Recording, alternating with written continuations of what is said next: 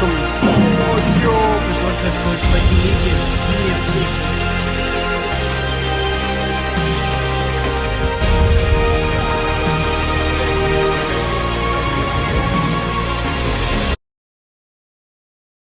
Today we have joining us Hanna and Ksenia from Ukraine. So Hanna is currently in Groningen, but her whole family is situated in Ukraine. And Ksenia is joining us from the heart of the conflict in Kharkiv. And firstly, I'd like to begin by introducing both of them, Hanna and Ksenia. So firstly, going to Hanna, could you please tell me more about who you are and what you do and what kind of situation you're in right now? I'm a PhD student at the University of Groningen in the Netherlands, which I started just September last year. I'm Ukrainian. I was born in Kharkiv, in the city which is now under hugely heavy shelling by Russians. My family is there. My extended family is there. Actually, I have a lot of friends living there, and they're actually all scattered across Ukraine. So I'm very worried about them, obviously, and trying to check up on all of them every day, whether they're alive. Not whether they're doing okay, but whether they're actually alive. So I think it's the scariest message you can ever get. Absolutely. Yeah. So I haven't slept for 14 days, like the entire country of Ukraine. So that's a very brief introduction of myself. Yeah, I can fully understand. And Ksenia, could you tell us more about yourself and your present circumstances? Yeah, so I live in Kharkiv. I was born here. I'm half Russian. My father, he's from Russia, but he lives in Kharkiv as well. And my mom, she's actually from Western Ukraine. She's from Ternopil, but both of them live in Kharkiv. And already for 14 days, I've been here, separated from my family, who are actually currently in the most shelled district of the city, living under the bombs and rejecting to leave the city. Well, personally, in my normal life, I volunteer a lot. I'm journalist and like CEO for IT company, but currently all of that makes no sense when every day you receive the last note from your mom. And when every day people tell you that you probably will die today because of the bombs. So yeah, the situation is pretty tough here because a lot of people left the city in panic. Around 600,000 people left Kharkiv during the first 5 days of the war, if I'm not mistaken. And currently the city is half empty, and everybody who remained here, like I did, because I don't want to leave my city at the situation like that. I really love it a lot, and I think that as a volunteer, I need to be here with these people, supporting them on the place, not in the distance. And so all people who remain here suffer from two things. The first thing is bombs, and the second thing is the psychological attack from refugees who tell us every day that we will die today because of the shelling. So this is very hard to stay in the heart of the conflict and not to feel yourself like mad. That's why the situation here is pretty tough, but still, since we are Ukrainians, we are pretty strong, and we are already practicing and killing Russian soldiers. No, absolutely. Your courage and resilience is really inspiring for all of us who are watching this whole conflict and war play out right in front of our eyes. And I'd like to know a bit more about Ksenia. What is the frequency of shelling in your city? And do you all have basic access to amenities like shelter and food and water? Or is there a crisis on that front as well? Well, actually, the intensity of shelling is really high. The first day they were shelling like every 20 minutes, and since the first day we could not defer the bombs because let me explain now.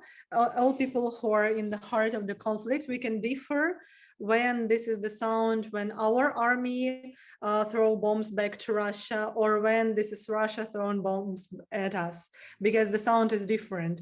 And we also can differ, we can understand the distance from the place where we are and the place the bomb fell, depending on the sound and depending on the intensity of walls trembling.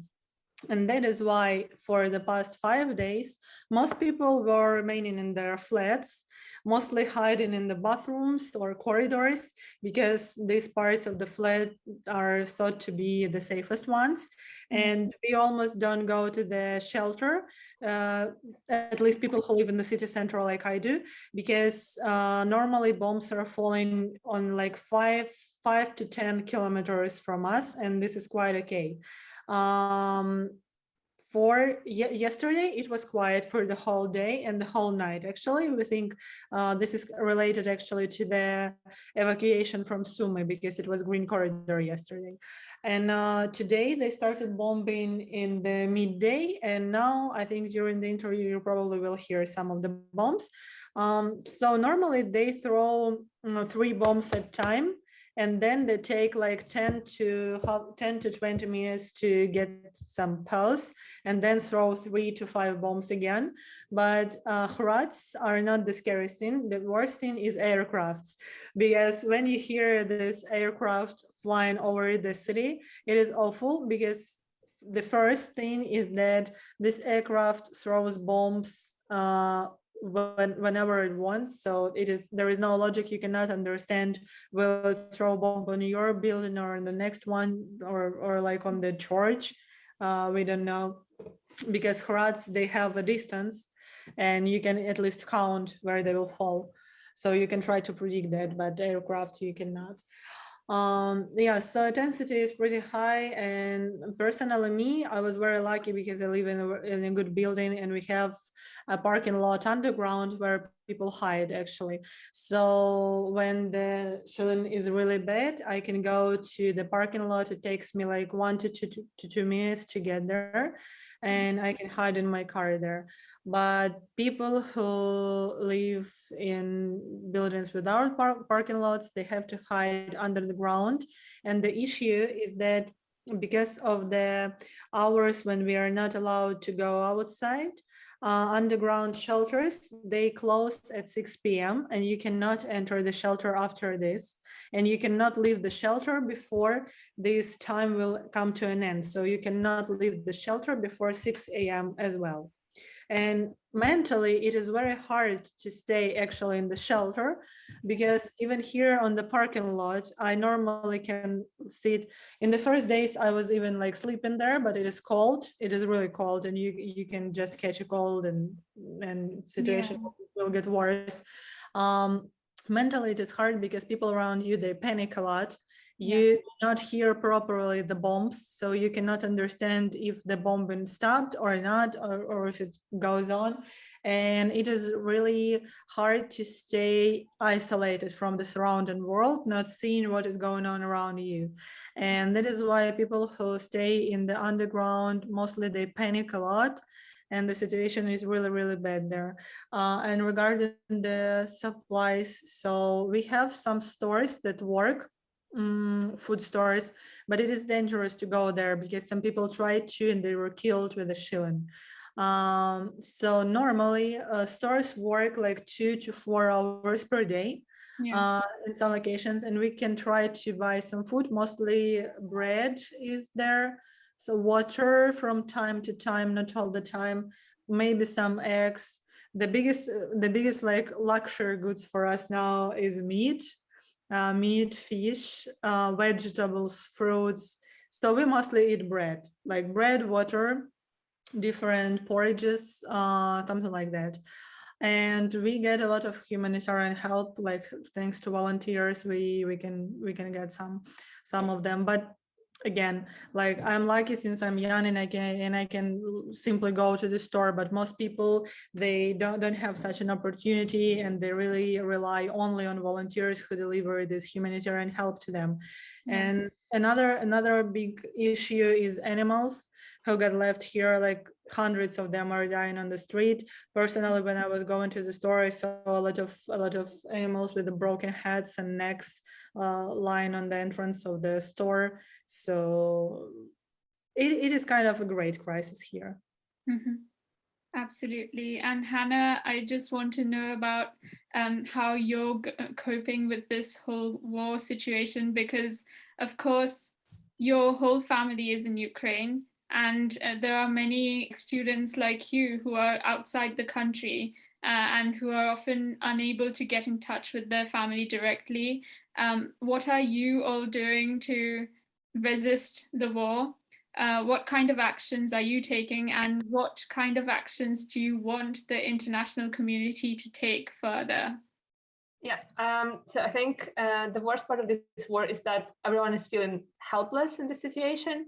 So especially like me sitting here in the Netherlands, I feel that like my power is so limited. So the only thing I can do is perhaps like mobilize people around to go to demonstrations, to demand more action from the European governments, and to inform my foreign friends about what's going on in Ukraine. So, but like, again, this span of the mechanisms I can use is so limited, and it's killing me from inside, because I know that I can't, like, there is very little I can do, but I'm still like doing my best. So we have an organization of students here in Groningen, of Ukrainian students. We organized already on the first day of the war. We were already in the main square of the city with Ukrainian flags, like drawing attention to the situation. And then I went to multiple demonstrations in The Hague, in Amsterdam. Thousands of people gathered, also including a lot of Dutch people and internationals, to show solidarity with Ukraine, and also to draw attention of European governments. Whether they're doing enough, they're not doing enough. Of course, we are thankful for all the humanitarian aid, for all the military aid. That's super important. But the response has been so slow, for 14 days of war, and like so little has been done, even in terms of sanctions, which are killing the Russian economy, but like slowly.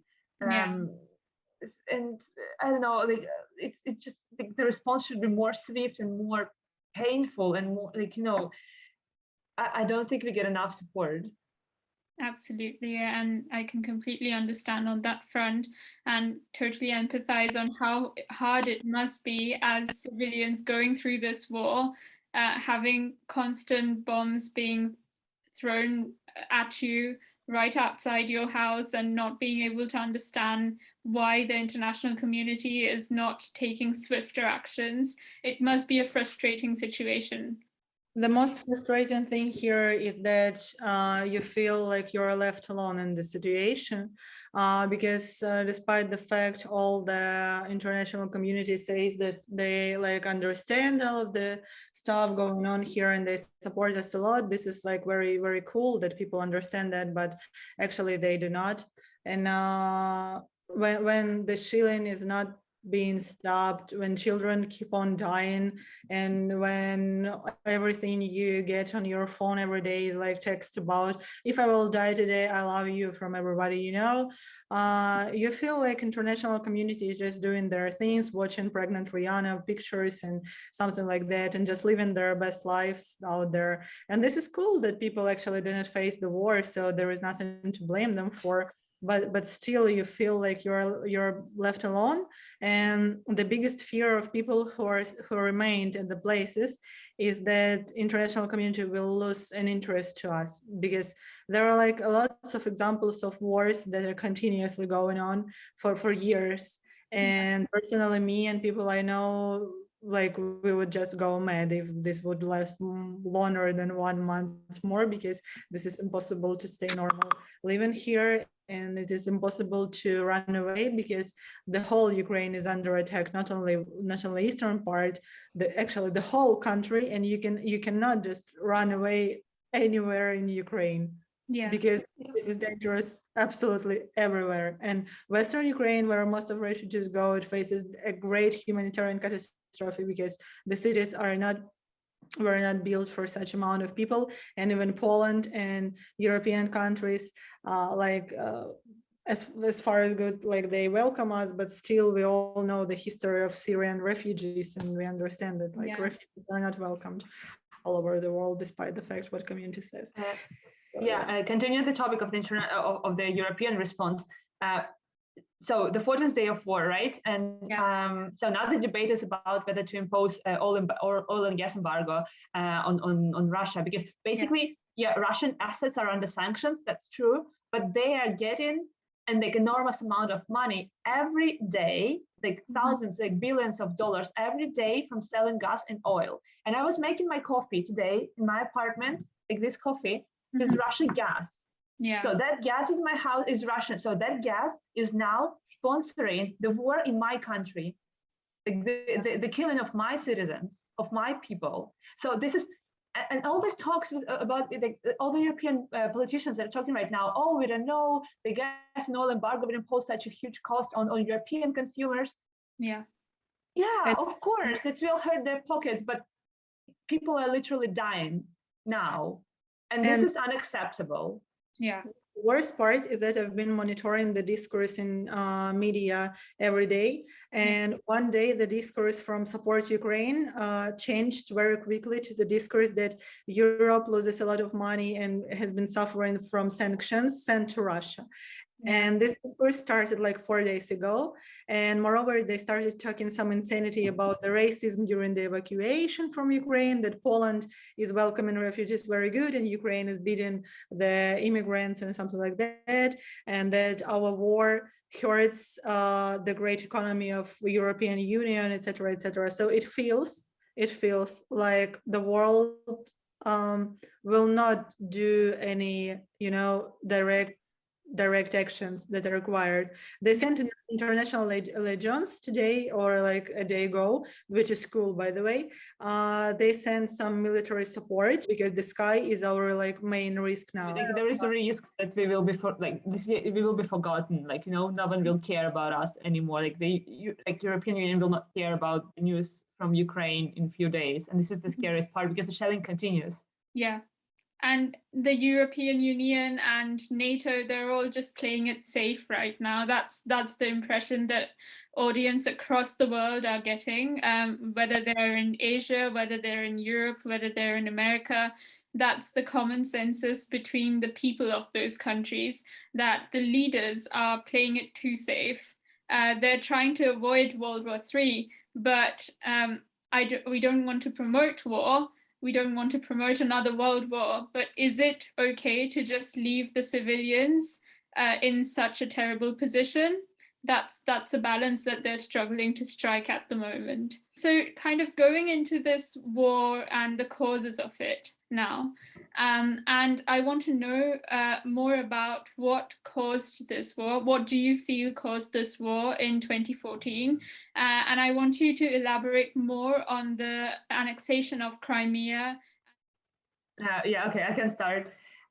So basically, let's go back to 2013. So Ukraine gained its independence in 1991.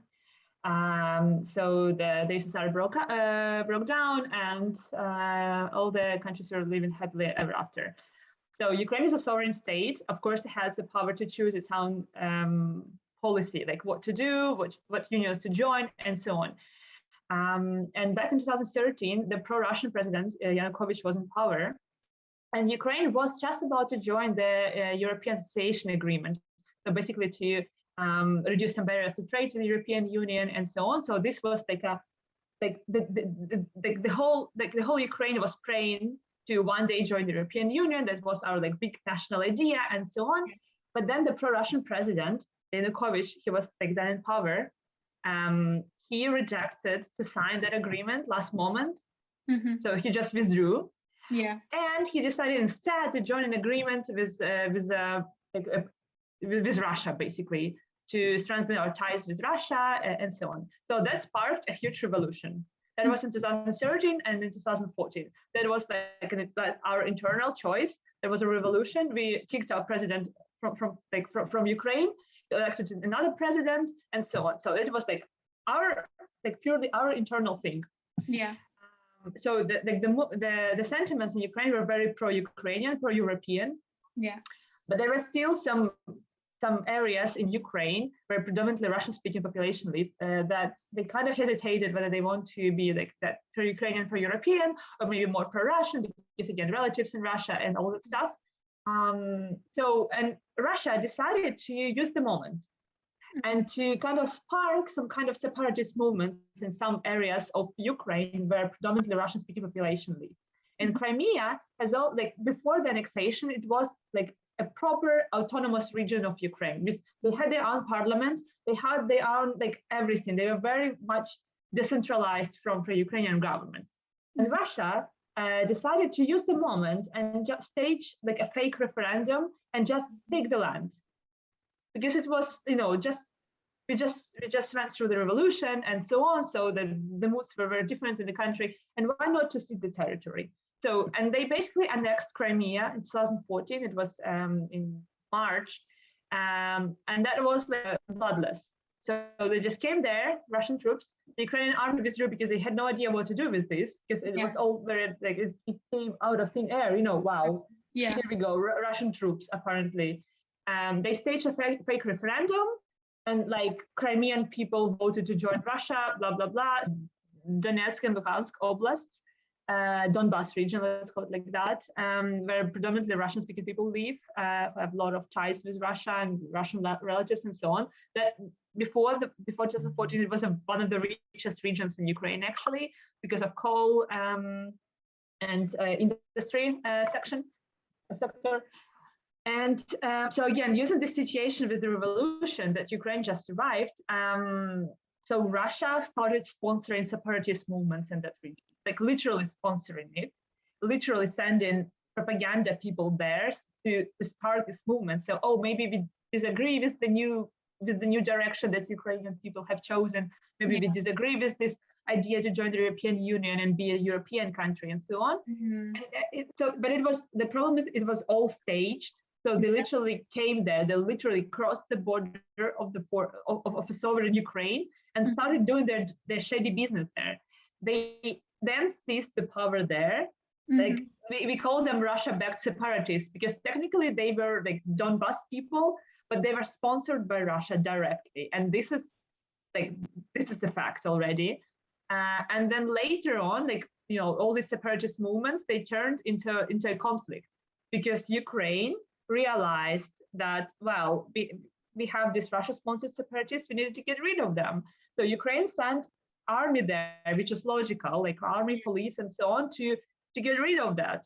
And that's how a larger war started, because Russia was sending troops pretending that they were separatists, like Donbas separatists, but actually those were Russian troops, and everyone knows it. And that's how like a war in that part of Ukraine started. It was an ugly war indeed. Like, I'm not denying it. It was an ugly war. It was horrible. Yes. But it was, you know, concentrated in those parts of Ukraine. Yeah. In 2014, and then like there was a huge escalation in 2015 too. Then there was a ceasefire, but it was like again confined only to that region of Donbas. Yeah. The rest of Ukraine was like living and building its economy and thriving, and well, more or less. And so it again started this time around with the with whether Ukraine wants to join NATO or not. And I think that sparked the war. Is that correct? Or correct me if I'm wrong. It's difficult to say what exactly.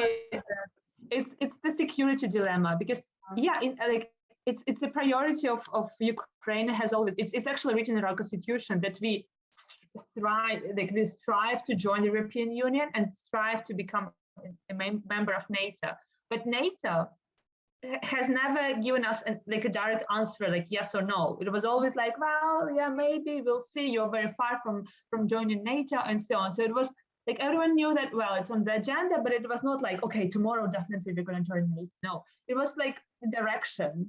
European Union, yes, for sure, but NATO, well, yeah, if we work it out. it was just a continuous conversation. So it was not the war didn't start because, for example, our president came out and said like, okay, guys, we're going to be a part of the NATO tomorrow or like next month. No, it was not like that. It was like we have been following this direction for 10 years at the moment, something like that, for quite a long time. And just one day, Russia decided to intervene the troops officially on the territory of Donetsk and Lugansk that were considered like being not unresolved territories, you know. Yeah. So they intervened the military there. And that very moment, we should understand that the war was about to start, but still everybody was hoping that the war will not start because, okay, we said like, okay, if you want to take this Donetsk and Lugansk, well, it is not good, it is cruel, it is not fair, but still they were like kind of unresolved territories. So it was kind of, well, 50-50. But then in 5 a.m., when civilians were simply sleeping, Putin started throwing bombs on all over the country. All the airports of the country were bombed at 5 a.m. So simply when we woke up, we could not leave the country by air because air was closed and all the airports were bombed. Even Borispil, the biggest airport in the country, like all the airports in all cities. So it was a start of the war without any conversations before that, without like any requests, like anything, and without any reasons. And Russia said that they were protecting themselves because we are going to be a part of NATO. But the fact is that on our direction to NATO, nothing has changed. Actually, at that very moment, we didn't become even one step closer to NATO. Like nothing changed. Actually, it is like if you imagine like something simply existing in the space without going anywhere. This was our direction to NATO. That very moment, nothing changed actually.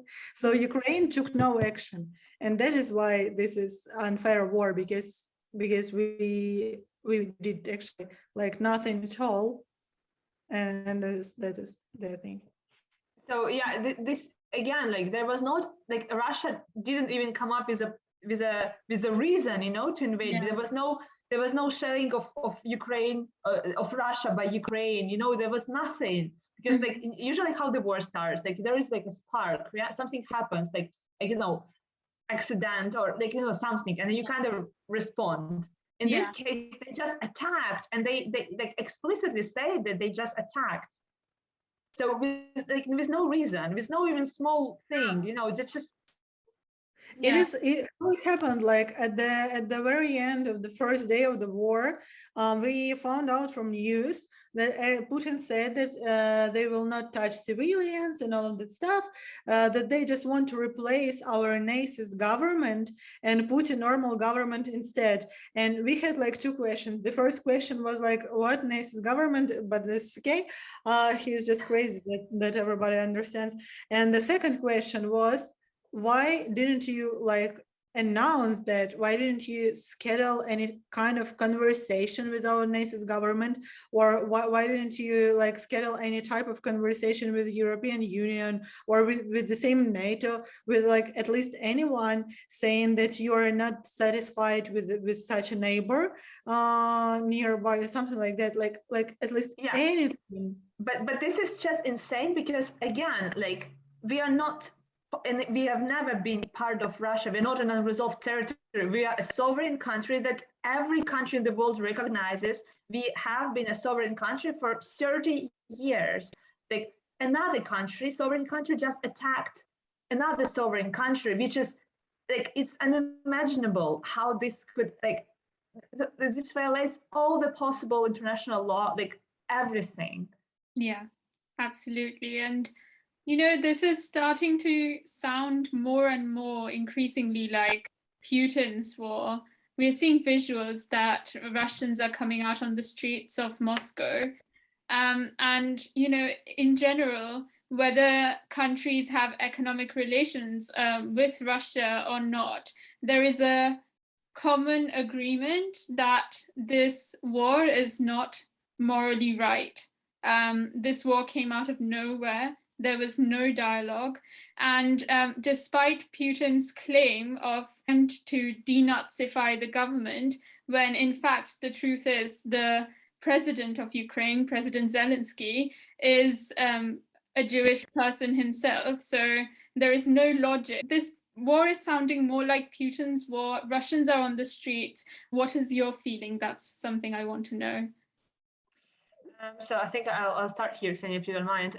So just one word, Russian society is broken, very much broken from inside, because so the reason why they're not going to the streets massively, because again, like I saw the numbers, like thousands of people went to the streets and so on. Russia is a huge country, 140 million people. It's a massive country. So if enough people, we as Ukrainians, it's easy for us to speak of this because we had a revolution and a lot of people went to the streets and we basically kicked off the president we were not, who didn't agree with what we as people wanted. So for us, it's easy to say to Russians, just go to the streets. Why is it that difficult for you? They're threatened because they will be beaten up by the police. Yeah. Because Russia is a huge police state. That's true. Like every fourth person in Russia is involved either in military or in the governmental structure or the police and so on. So this is pretty scary because you imagine that amount of money that goes to sponsor all that huge machine. And the problem is that the police is against their own people in Russia. So that's true. People are scared by the police because the police can do horrible things to Russia. Now, a lot of people who have been detained at protests, they've been tortured, like physically tortured, like beaten up against the wall and so on. So the police is against their own citizens. So this says a lot about how broken the society is from inside, because this is unimaginable in Ukraine. Absolutely. Yeah, I'd like to say that actually, I'd like to just throw one comment before talking about the protest in Moscow.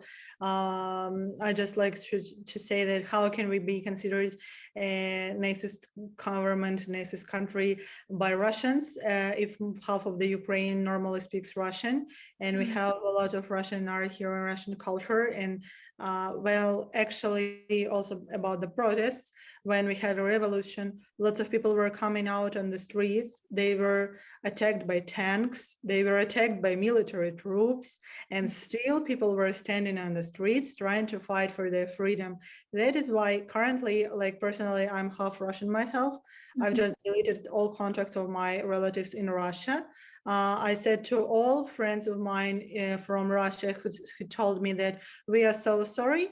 I said that I'd like to see them burning in hell, and I'm not sorry about that, because saying for this Russian people that they are sorry will never be enough, because they came here killing our children, our people, and saying like, I'm so sorry, but what can I do? The fact is that they've been chosen Putin for all the history of Russian existence, and these people led to this, and they could have done a lot of things to stop this war. They could protest. Army troops could not follow the order, understanding this is a genocide, but they have been doing this not once. Like, Ukraine is not first country on the way. There was actually Georgia. There were a lot of countries in the list affected in the exact same way. And Russian nation, all the time, they were supporting this. So actually, those Russian who like protest on the street of Moscow, they do nothing at all. They do nothing. Like walking near Neva River or walking near Moscow River with small pieces of paper, like, stop war, please. I want my Spotify back. Like what the hell? This is bullshit. This is absolute bullshit. People here are dying from bombs, standing in the torrent to get some water. And like, we have never been Nazis, but I think what Putin gave us is the present of being one nation and understanding how much we love Ukraine and how much everybody, like in Kharkiv always have been like pro-Russian city the whole time, actually. Like now, here, like zero people follows Russia, zero, like none of them. And even in Kherson, that has been taken by Russia, they intervened humanitarian aid there, and people rejected taking these products. But Kherson also was a pro-Russian city in some kind of, but because like any Russian speaking people, they are crazy, and they have no right to say they're sorry for this. They just need to face all the consequences, each one of them. I just like each one of them to receive their last letter from their mom at least once, and to sleep under the bombs at least one night before saying they're sorry, because every Russian person is responsible for what is happening today. Everyone, even children. Yeah, right. I completely agree, because for me it's difficult to accept this argument. Oh, but what can we do? I never voted for this government. You allowed this to happen because you never protested enough. You never, like, you were always accommodative of Putin. Like, you didn't do anything. So for me, like, even for my friends who are like anti-Putin and has always been anti-Putin, for me it's still difficult to accept this argument. Oh, but what can we do? You can go to the streets, burn these police stations, like, do something. But yeah, indeed, like, simply going to the streets and with like a small piece of paper saying no war, please, this is bullshit. You're not doing enough. So I also think that every Russian is responsible for that. This is for sure. So we will never be good neighbors ever again. Never, ever again. This is a big catastrophe for the two countries. But this is like all the ties have been cut with Russia like forever. Yeah. Yeah, and it was very interesting to hear that Kharkiv, for an audience watching this, Kharkiv was originally in favor of Russia, as you said, Ksenia.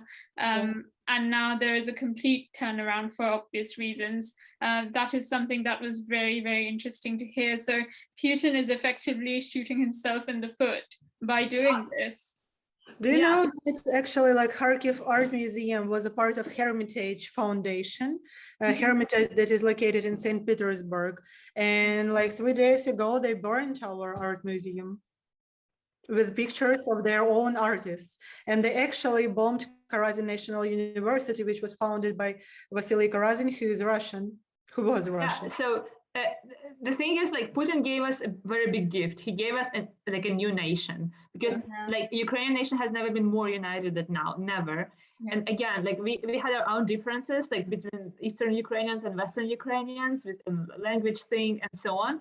But now we forgot all these differences. We are as united as never before, and against one enemy. This is very important. Like, the nation is very, very much consolidated.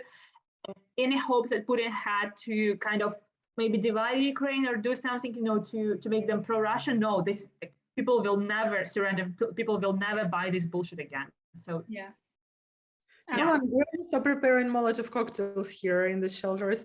Grannies, they are grannies, like they were pro-Putins for all of their lives, like, but now they're going to kill anyone with this white stripe on the shoulder here. So that's like, Putin gave us a great gift, actually. Like, I don't know, he's that crazy that he even can't understand this. Yeah, we might lose our cities, which is painful to watch, honestly, because the city, Kharkiv, survived Hitler. It survived occupation by Germans in 1942, Ksenia?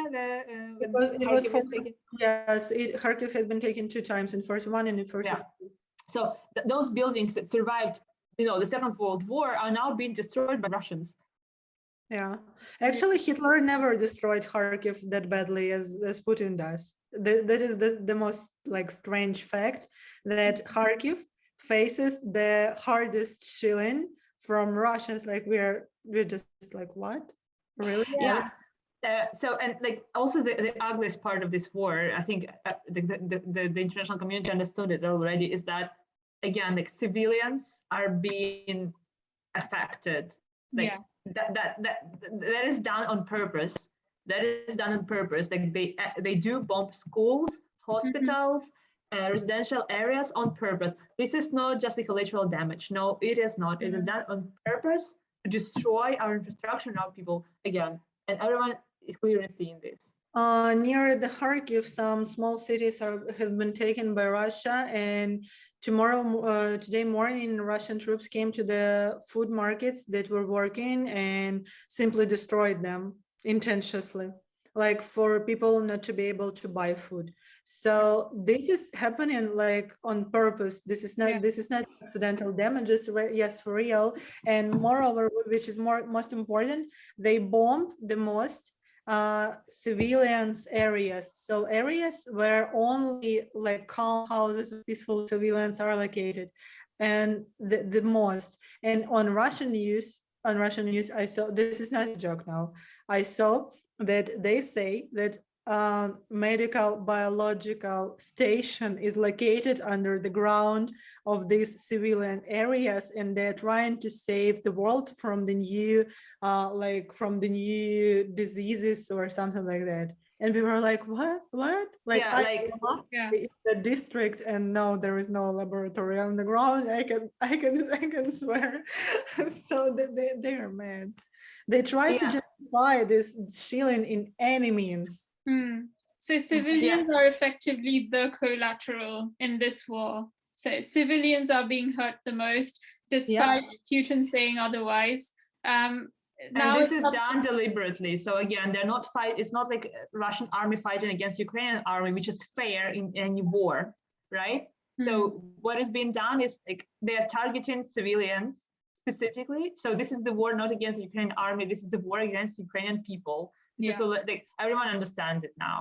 And do you know that even here, what is happening the second time today, when the Green Corridor was scheduled, Russians attacked people evacuating during the Green Corridor. The first time it happened yesterday in Mariupol, and the second time it happened today, when people had to evacuate from one of the small cities near Kharkiv, and Russians attacked them intentionally. Moreover, Russians, like there is some people say that Russians scan the city with like how can I say, some techniques that scans for the big amount of people in the certain district, and they target bombs exactly there. So they're tracking geolocations of the civilians in order to target where there's a dense population. They're targeting those areas. Every day, more than 300 of hacker attacks that were like made by Russians on us are being how can I say, fight by our hackers, because Russians are trying to get track of our phones, of our locations, to throw propaganda at us. They were trying to make some fake videos with our government, saying that the government left the country. They actually made a video where our representative of the government on the how can I say, meetings with Russian government, that he was killed. And they're making a terror here, both informational and actual. This is a terror. This is not war, because and this is what is also important. This is the typical Russian style of waging wars, because that's what they were doing in Syria too. Because Russian army was fighting on the side of Syria, and that's what they did in Georgia, and that's what they did in Moldova too. So this is the Russian style, not only to fight the army, but to terrorize. So Russia is a terrorist state. Again, I'm going to say it clearly and explicitly now, because that's how they always do. Yeah. So there is not just, so from what I'm hearing from you both, is there is not just a direct physical aspect of the war, there is also a war of propaganda and the intention of creating panic among civilians that, you know, the president has fled the country. This is the kind of narrative they're trying to build. One thing that we recently celebrated International Women's Day on the 8th of March, and the whole world is watching a war happen in front of their eyes. And women and children are affected the most. One thing I want to ask you is how are women and children resisting this movement? A lot of women are fighting in the army, and a lot of them went there by their own will. A lot of sportsmen, a lot of just clever women who want to protect the country. So we really have a lot of women standing on the front line now. And a lot of women, they're throwing an informational war. A lot of women who are not able to throw an informational war, they throw hacker attacks like DDoS attacks on the Russians. And other part of women, they mitigate a lot like Hanna does. So she's just throwing like these meetings and demonstrations all over Europe. And a lot of women, they're trying to do at least anything. And everybody I know, they help with humanitarian help or try to help people to evacuate, because not all women went to Western Ukraine and not all women went to Poland. Only some percent, but most women, they try to help, because even from people who left Ukraine, most part of them are like, not most part of them, but a lot of, for example, today, by the moment it was 14,000 are coming back to fight, because people cannot like stand still and watch it. So that is why on the 8th of March, women really, we felt actually equal. We felt very strong, because we have all the opportunities to fight here, and I don't know how it comes in Russia, but in Ukraine, women felt equal for quite a long time by the moment. Yeah, just to give you an impression of how strong our women give birth in basements, and this is true.